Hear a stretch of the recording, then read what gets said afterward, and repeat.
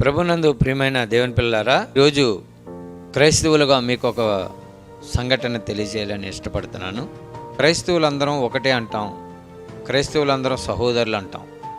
కానీ ఎవరికైనా కష్టం వస్తే పట్టించుకున్నటువంటి పరిస్థితి క్రైస్తవ్యంలో కనపడుతుంది. ఏకం కండి అందరూ కూడా ఏకత్వంతో ఏక మనసుతో ఉండాలని కోరుకుంటున్నాను. ఏంటి విషయం ఇలా మాట్లాడుతున్నాను అనుకుంటున్నారా?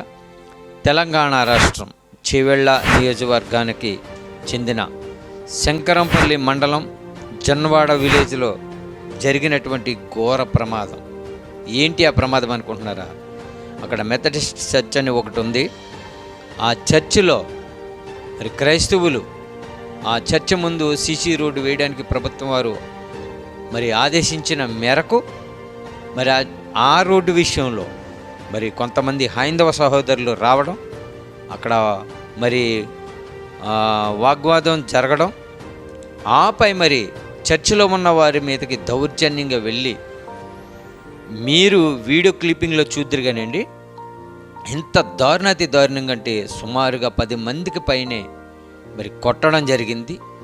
ఎలా కొట్టారంటే అపారకమైన స్థితిలోనికి వెళ్ళి అంత భయంకరంగా కొట్టారండి. క్రైస్తవులు మనుషులు కాదు మృగాలు అని అంటూ ఉంటారు కదా. క్రైస్తవులు మనుషులుగా ఉన్నారు కాబట్టే ఇంకా దేశం శాంతియుతంగా కొనసాగుతుంది. ఇది మా ప్రభువు మాకు నేర్పించినటువంటి ప్రేమతత్వం. నిన్ను ద్వేషిస్తున్న వారిని, నిన్ను హింసిస్తున్న వారిని ప్రేమించన్నది నా క్రీస్తు పలికినటువంటి తత్వం. ఎంత ఘోరాతి ఘోరంగా మరి చర్చిలోనికి ప్రవేశించి కుట్టారంటే మీరు ఆలోచించండి, ఎంత భయంకరంగా కుట్టారో మీరే చూడండి. ఈ క్లిప్పింగ్ చూసిన తర్వాత మీరు చూడండి ఒకసారి.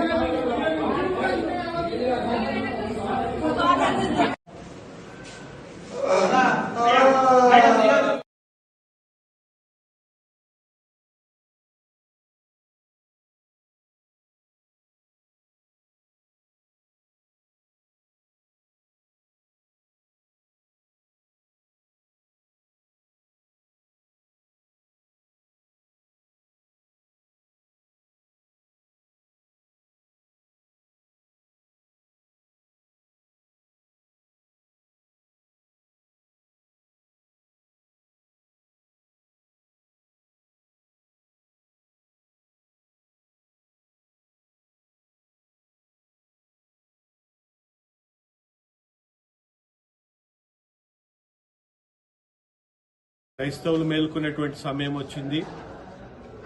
నిన్నటి దినాన జరిగినటువంటి సంఘటన అనేకమైనటువంటి మల్టీమీడియాలో అనేక మంది చూశారు. పసిపిల్లలని చూడక, చిన్నపిల్లలని చూడక సుమారుగా 12 మందికి తీవ్రమైనటువంటి గాయాలయ్యాయి. అందులో 3 గాంధీ హాస్పిటల్కు ఎమర్జెన్సీకి తరలించడం జరిగింది. వారి పరిస్థితి కూడా అయోమయంగా ఉంది. అలాగే 9 మంది హాస్పిటల్లో జాయిన్ అయ్యారు. కనుక జొన్నవాడలో జరిగినటువంటి ఆ సంఘటనకు రేపటి దినాన 9 గంటలకు అనగా ఉదయము 9 గంటలకు జొన్నవాడ గ్రామంలోకి క్రైస్తవ సమాజం అంతా కూడా వచ్చి నిరసన ప్రకటించాలని ప్రతి ఒక్కరిని కోరుతున్నాను. ఈరోజు మేము బాగున్నాం కదా, రేపు మాకేం జరగదని అనుకోవద్దు. దయచేసి క్రైస్తవులంతా మేలుకోవాల్సిన సమయము. ఎప్పుడు కూడా ఇంత పెద్ద ఎత్తున దాడులు జరగడం మనం చూడలేము. మన చర్చిలోకి వచ్చి జై శ్రీరామ్ అని చెప్పేసి మనల్ని దూషించి కొట్టి వెళ్లిపోవడం జరిగింది. కనుక తీవ్రంగా ప్రతి క్రైస్తవుడు కూడా ఖండించేటువంటి సమయం ఇది. దయచేసి త్వరగా తరలి రావాల్సిందిగా 9 గంటలకల్లా జొన్నాడ సంఘానికి గ్రామానికి రావాల్సిందిగా మనవి చేస్తూ మిమ్మల్ని అందరినీ వినయంగా కోరుతున్నాను. Thank you. God bless you. క్రైస్తవులారా, మీరు ప్రార్థన చేద్దామండి. అమ్మా చెల్లి బాగున్నావా, రే చెల్లి తమ్ముడు బాగున్నారా, ప్రేమగా పలకడం కాదు, కొన్ని విషయాలలో క్రైస్తవుడిగా స్పందించాలి. ఎక్కడో జరిగింది నీ సహోదరుడికి కదా. క్రైస్తవులారు, ఇప్పటికైనా మేల్కోండి.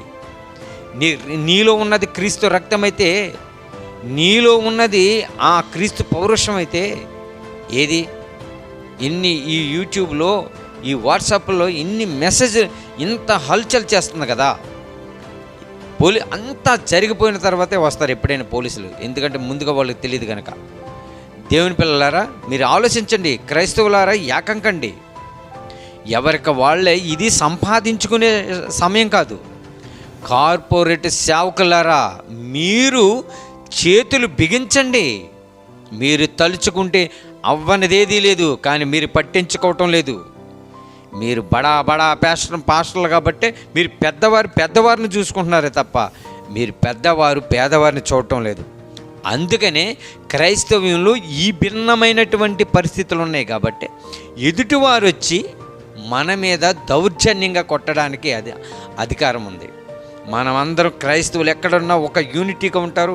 క్రైస్తవులు జోలికెళ్తే వెన్నులు వణుకు పుడతదరా అని ఆలోచన ఎందుకు రప్పించలేకపోతున్నాం మనం. దేవుని పిల్లలారా, ప్రార్థన చేయండి. ప్రార్థన చేసేవారు ప్రార్థన చేయాలి, సహాయం చేసేవారు సహాయం చేయాలి.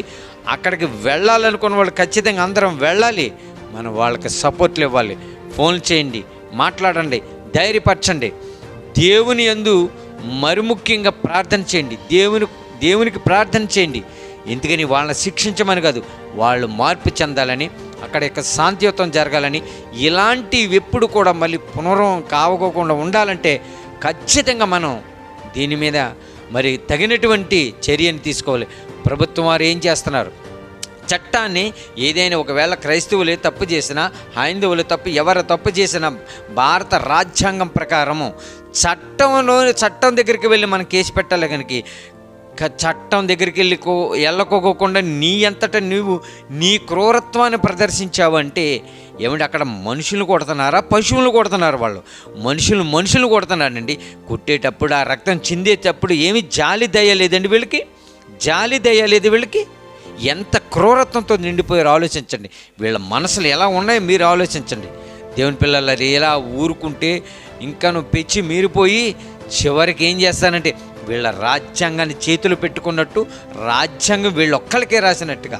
వీళ్ళకి ఏదైనా తప్పు జరిగితే వీళ్ళు పోలీస్ స్టేషన్కి వెళ్ళి కంప్లైంట్ ఇవ్వాలి తప్ప వీళ్ళెవరండి చట్టాన్ని వీళ్ళు చేతిలో తీసుకుని ఇంత దౌర్జన్యంగా కొట్టడానికి వీరెవరు అసలు? కనుక ప్రభుత్వం వారు చట్టాలు దిగి రావాలి, తగిన చర్యలు తీసుకోవాలి. అక్కడ కర్ఫ్యూ విధించడం జరిగింది ఏమండి. మరి అక్కడ కర్ఫ్యూ పెట్టానన్నారండి, కర్ఫ్యూ జరుగుతుందన్నారు. మన వాళ్ళందరూ కూడా అక్కడ గుమ్ముకూడి పెద్ద ఎత్తున ర్యాలీ చేస్తున్నారు. క్రైస్తవులారా, కళ్ళు తెరవండి. మీరు చక్కగా ఇలాంటి విషయాలలో స్పందించండి. ప్రార్థనే కాదు, ఇలాంటి విషయాలలో స్పందించాలి. వారికి సపోర్ట్గా ఒక క్రైస్తవుడికి సపోర్ట్గా ఉండాలని మీకు ప్రేమపూర్వకంగా తెలియజేస్తున్నాను. అందరికీ వందనాలు.